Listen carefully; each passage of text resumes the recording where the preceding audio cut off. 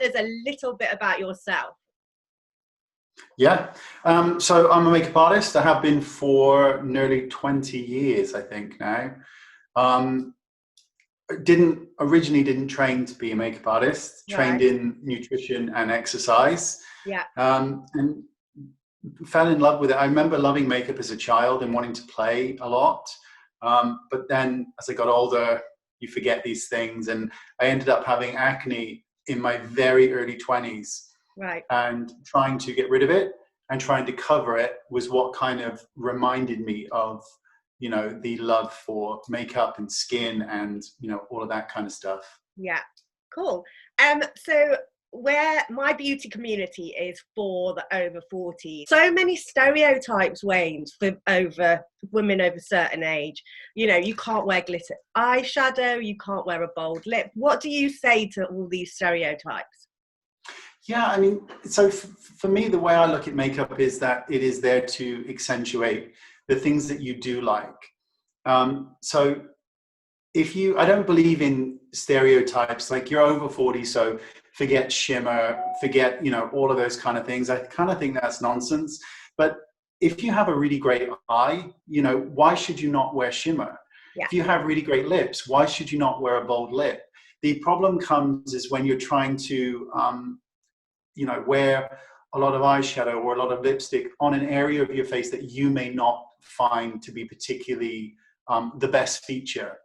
So if you've got very, very thin lips, Yeah. putting a bold lip is only going to emphasize the fact that you've got thin lips. It's not going to enhance them in any way. So I tend to focus on somebody's face and focus on the areas that I think or they think are truly their best features. So a lot of times as we get older, our eyes can become more hooded and they can become more difficult to apply eyeshadow to. And therefore, okay, that's fine. Forget the eyes. We can do mascara. We can highlight the inner corner. Let's focus on your cheeks. Let's focus on your lips. Let's focus on the areas that are wonderful and leave aside some of the other more problematic, challenging areas. If you're going to accentuate the eyes, for example, and you might have a hooded eye, can you recommend any products or any top application tips?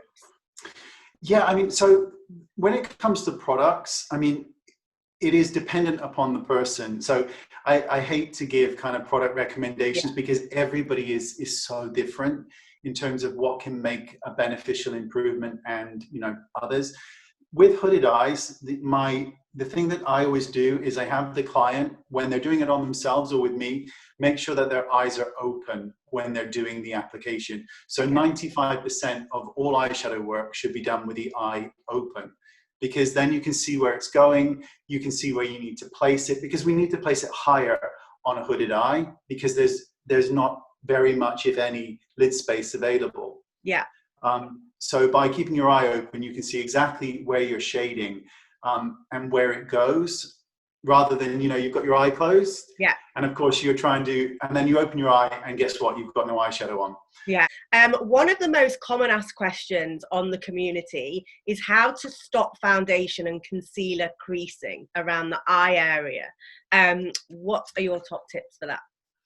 So I guess it's not so much a tip, but so as we get older and in general, the skin around our eyes moves. When we smile, it moves. The skin is thinner and you're never going to stop that. Even Botox can only generally work around the outside corner of the eye. So the underneath area is still going to move, right?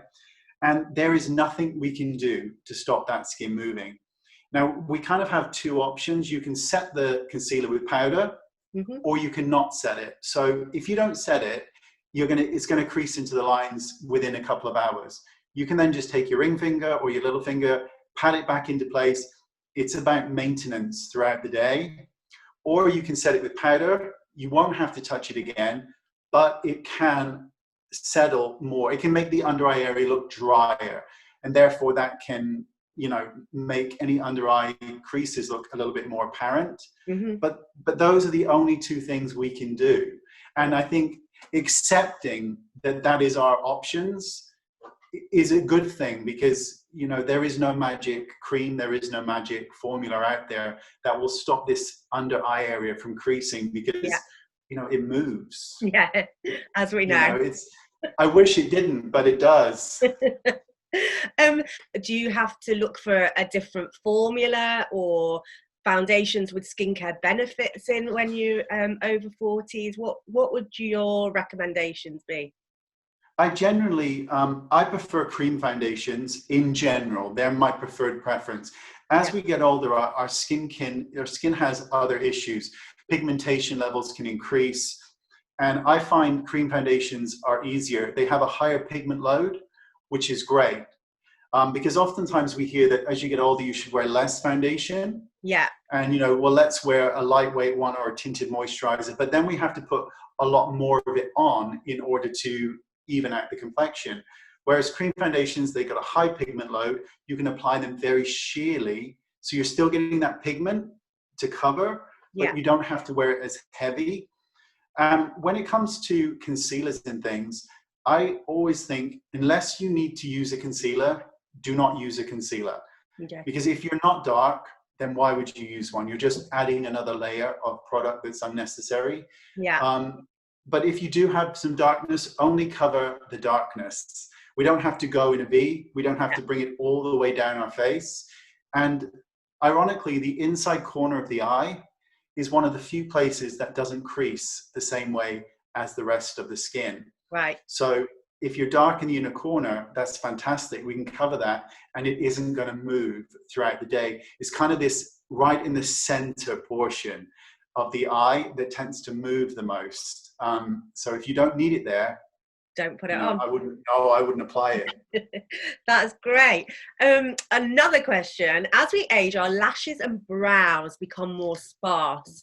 Do you have any insider tips to make them look thicker, or any product recommendations, would you say? Yes, so with eyelashes, they do, and it's not a great thing. There's this really great product called Lashify, which is basically like an at-home eyelash extension kit. Once you place them on yourself, they can last for 7 days completely on. And if you're careful with the removal, you can remove them and reuse them again. And for people with hooded eyes who just don't want to mess around anymore with eyeshadow, it can give the eye this really bright, open effect. It's an excellent product, and one that I use because it's just transforming to the eye. Yeah. I mean, you can get serums and, lash serums that can help to thicken and grow the lashes. They do work, but they require you to do this on a daily basis. And of course, it may not be within, your funds, because they're very expensive. Yeah, they are. They're a good £100 and something for sort of 2 mils of product, which is nothing really. Yeah. But Lashify works great, as do, of course, the serums we just mentioned. Generally speaking, as we get older, our features tend to start to move downwards, just because of gravity being its glorious self. And we kind of want to push everything up. And a fuller brow tends to be more youthful on almost everyone. And ironically, a straighter brow is more youthful, because this area under our brow bone tends to stand out more as we get older. And therefore, if we've got very arched brows, we're making more emphasis of that brow bone. And we kind of want to just lower it slightly. So a straighter brow is very sort of anti-aging. And again, I fill them in with powder and a pencil. Nothing fancy. I don't tend to use gels or anything like that unless it's necessary. Sometimes, the simplest products. More effective. Yeah, absolutely. Love it. So when we're talking about mascaras, it's one of the most common questions. Do you have a good mascara recommendation for non-smudging, firstly? Yes, so waterproof mascara. Right. I don't understand a non-waterproof one. Yeah. I always think waterproof ones are amazing. They are oil-based, so they're not water-based. So think about when you curl your hair with like a heated iron. Yeah. If you were then to put water in it, the curl goes straight out. The same when you curl your lashes and you apply a non-waterproof mascara, the curl drops. So waterproof mascara every time, always. Yeah. It Cosmetics Tightline Mascara. I think it's amazing. It gives you very, very defined lash line. Mm-hmm. And I like to apply mascara in 3 or 4 minute coats. Yeah. So I'll curl the lashes, I'll knock off almost all the mascara, and I'll comb it through. Then I might do the brow, then I'll go back. So I do it in steps so that they never clump. And the curl, and I will, I recurl the lashes several times as well. Because I've used barely any mascara, I've got no fear that the mascara is going to damage the lashes when I'm curling them. Yeah. And I get to keep that fanned out curl all day long with that technique. Love that. So can you run us through your skincare routine? Because I think it's really important that our viewers know that if you've got really good skincare routine, it makes for much better makeup application, don't you think, Wayne? So, oh my God, yes. So it'd be really good to get a rundown of the skincare products that you recommend or you use yourself. Yeah, so my skincare is really basic. So in the daytime, I don't use anything apart from a sunscreen. Yeah. I have very oily skin, so I use Supergoop, which is the unseen, which is amazing for oily skin. In the evening, I will use a cleanser, get everything off, and then I use a prescription strength product. So I use Dermatica, which is prescription strength tretinoin cream. To me, I think if you are able to get prescription strength products, you should. They are far stronger than anything you can get over the counter. They've been proven to work. That's why they're prescription based. Yeah. But of course, you get side effects with those kind of things. It's a very irritating cream.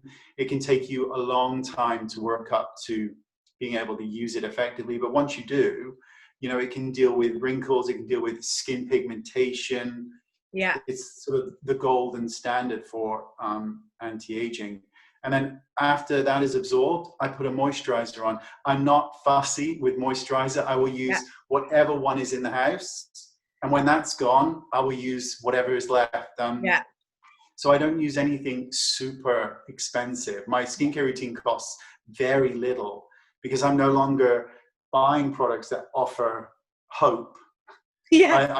I'm now buying products that are based purely on the scientific research of what really is effective for someone's skin. Okay, so what are your ultimate makeup must-haves? Blusher. To me, it's instant pretty on the face. I think it's the one thing that, makes somebody just look so pretty. I'm really old school with it. I apply it to the cheeks. Yeah. Touch on the bridge of the nose, a touch on the temples, touch on the chin, a touch on the throat. And you've just got this then really pretty look to the skin that just looks like you're healthy and you've been outside. And I love blusher. I just think it's the only thing that can lift the face more than anything else. I like a cream foundation, obviously. Yeah. I'm not kind of fussy on cream foundations. I'm still really old school. So RCMA foundation, Cinema Secrets, the really old school high pigment ones you can sort of mess with and just look beautiful with. And I really, really like powder. I know some people don't. Yeah. I'm of that kind of, I would rather use less foundation, less concealer, and more powder. Yeah. You're going to have it all day long. You're going to look fabulous in pictures.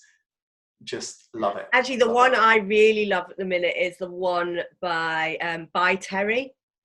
Oh, the hyaluronic acid one. Yes, it's incredible. Love that right now. I've got that. It's a beautiful powder. I mean, I think people are terrified of powders because it's going to set in my lines and wrinkles. Well, everything sets in lines and wrinkles. Don't worry about it. Just use less product, a bit more powder, and you just look so polished with powder. I love it. I love it. It's great stuff. Okay, and finally, complete the sentence. A woman is her most confident when? She is accepting of herself. And that's really what beauty is about. It isn't about whether you can wear shimmer or glitter or not. It's about what makes you feel the most beautiful. You know, that's what beauty truly is. I always say I'm never a fan of bright red lipstick. Yeah. There's nothing wrong with bright red lipstick. I just don't care for the color. Yeah. But if that's what makes you feel your most beautiful, that's what you should wear. And that's what makeup is about. It's just being who you are.